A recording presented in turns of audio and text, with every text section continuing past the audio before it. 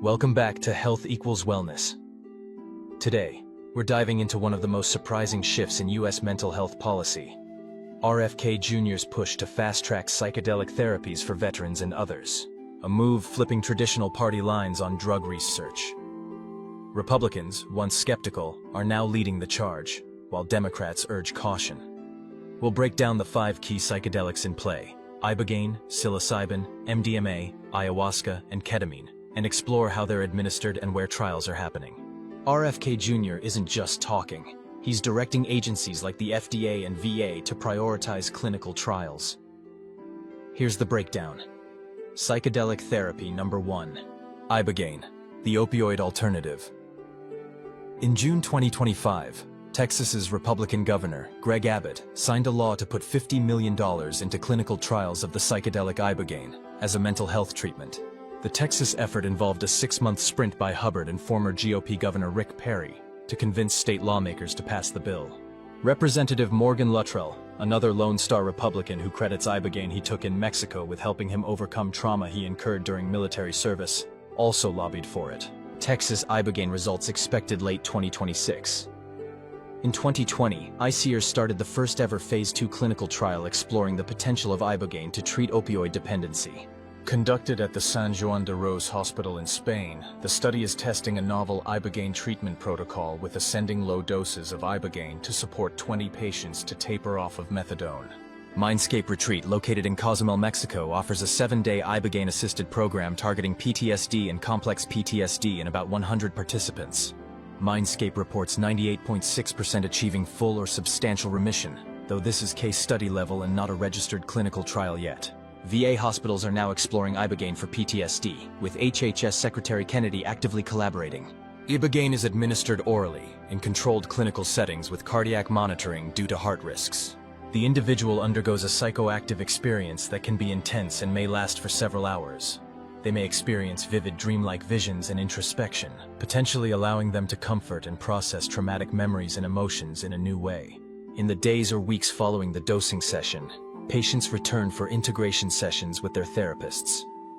These sessions help patients process their experiences, derive insights, and apply them to ongoing behavioral change or healing. Integration is considered crucial for translating the psychedelic experience into a lasting therapeutic benefit. Psychedelic therapy number 2. Psilocybin, beyond magic mushrooms. The University of Washington is conducting clinical trials exploring the safety and effectiveness of psilocybin-assisted therapy for veterans and first responders experiencing both alcohol use disorder, AUD, and post-traumatic stress disorder, PTSD. Eligible individuals will be in stable general health, willing to undergo psychedelic treatment, and agree to adhere to the treatment protocol, including up to 6 months of follow-up visits. Eligible individuals who finish the study can receive up to $550 for their time. Rigorous screening measures are in place to ensure that it is safe for each person to participate. Icahn School of Medicine, New York City is testing psilocybin for PTSD in an open-label study with King's College London. Baylor College of Medicine in Texas is researching psilocybin for veterans under Governor Abbott's 2025 bill. Baylor College of Medicine is also actively conducting a Phase 2 clinical trial of psilocybin-assisted therapy for PTSD, specifically in U.S. military veterans. Phase 2, open-label study includes 2 psilocybin doses, 15 milligrams and 25 milligrams, each accompanied by structured psychotherapy. The study includes 3 preparation sessions and 4 integration sessions over a 5-week program. Baylor's launch of this landmark psilocybin trial for veterans with PTSD, January 2025, was publicly announced and framed as a major milestone spurred by Texas legislation, HB 1802, highlighting Dr. Lynette Averill's lead role. The trial is currently active and enrolling veterans. This is the first state-funded psychedelic research at Baylor since the Controlled Substances Act of 1971. The study aims to provide critical data on the safety and potential efficacy of psilocybin-assisted therapy for PTSD. The trial represents one of the first serious forays into psychedelic-assisted therapy for PTSD in a U.S. academic medical setting. Psilocybin is administered by oral capsules in therapy sessions with psychological support. Patients meet with 1 or 2 trained therapists to build trust, set intentions, and receive education about what to expect from the psychedelic experience. Preparation addresses the patient's mindset and ensures the physical and emotional environment is safe and supportive. Psychedelic therapy. Number 3, MDMA, PTSD's potential game changer. Major universities and VA hospitals are now involved in trials to investigate MDMA-assisted therapy for PTSD and the neurobiological mechanisms involved. The University of California, San Francisco, UCSF was involved in a Phase 3 multi-site trial of MDMA-8 for moderate to severe PTSD. This study showed significant symptom reduction in participants who received MDMA-AT compared to a placebo group. Brown University is running open-label MDMA trials. Specifically, Brown researchers are leading a study focused on military veterans with co-occurring PTSD and alcohol use disorder, AUD. This is the first study at Brown University, focused on MDMA-assisted therapy, combined with talk therapy, and the first anywhere to test its effectiveness for these combined conditions. This research is supported by a grant from the U.S. Department of Veterans Affairs, VA. The study will evaluate the potential of MDMA-assisted therapy in reducing PTSD symptoms and alcohol use among veterans, facilitating emotional processing, and fostering long-term healing. MDMA is administered orally, paired with 8 to 12 hours of psychotherapy in clinics. While MDMA-assisted therapy has shown promising results in clinical trials, such as significant reductions in PTSD symptoms and high rates of remission, routine clinical use remains limited to research settings and pilot programs.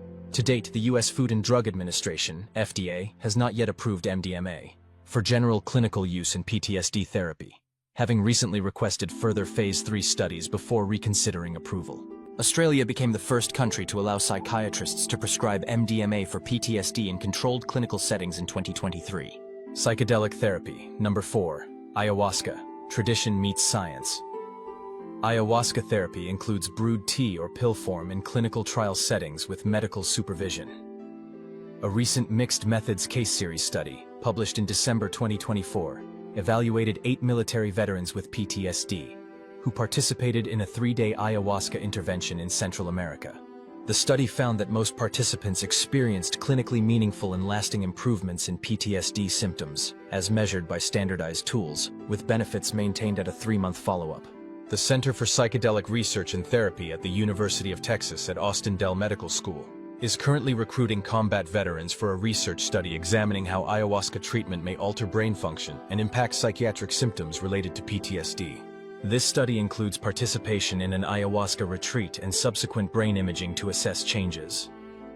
Additional sources confirm ongoing and planned clinical trials exploring ayahuasca's safety, mechanisms, and therapeutic applications for trauma and related psychiatric conditions. These studies are generally conducted in controlled environments, often in collaboration with academic institutions and specialized retreat centers, and are focused on populations such as veterans. While results are preliminary, they indicate growing scientific interest and ongoing research into ayahuasca as a potential therapy for PTSD. The U.S. trials are pending, but RFK's advocacy could accelerate FDA review. Psychedelic therapy. Number 5. Ketamine. Ketamine is not FDA approved for the treatment of depression or PTSD.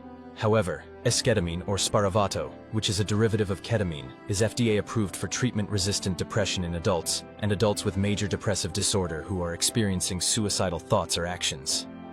Spravato is used in VA hospitals under strict risk evaluation and mitigation strategies. Ketamine, although not FDA approved, continues to be performed. Recent studies have tested both oral and intravenous ketamine in clinical settings for individuals with PTSD. Trials are combining ketamine infusions with evidence-based psychotherapies, such as prolonged exposure therapy or written exposure therapy, to assess whether the combination yields greater and more durable reductions in PTSD symptoms. These studies have shown promising results, with large improvements in symptom severity, and a majority of participants classified as treatment responders. PharmaTher received an FDA goal date of June 4, 2025 for ketamine approval covering anesthesia, sedation, pain, mental health, and neurological uses. NRx Pharmaceuticals is seeking FDA approval for its preservative-free intravenous ketamine, NRx 100, for suicidal depression and PTSD. The company anticipates an FDA decision by year-end 2025.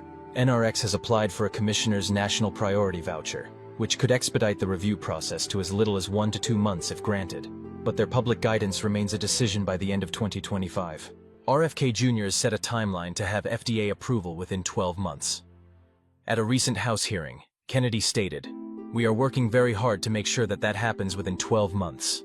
He specifically referenced the urgent need for new therapies for veterans and others with PTSD, and highlighted that the FDA commissioner shares this goal of not waiting 2 years for approval.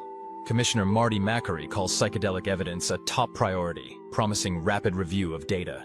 Ibogaine for opioids, MDMA for PTSD, ketamine for depression. Each is carving a path through clinical rigor. What do you think? Let us know in the comments, and if you want a deep dive into any single drug, drop a request below. If you gain knowledge from this video, please like and subscribe to Health Equals Wellness. Thanks for watching.